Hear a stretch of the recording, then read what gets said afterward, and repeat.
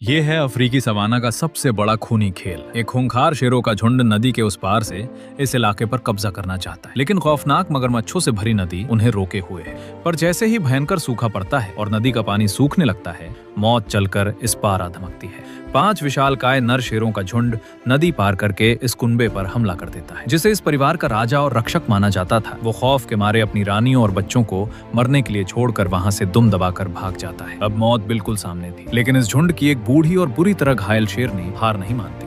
अपनी आखिरी सांसें गिन रही ये माँ अपनी इकलौती बेटी को बचाने के लिए एक चट्टान की तरह उन खूंखार हमलावरों के सामने खड़ी हो जाती है।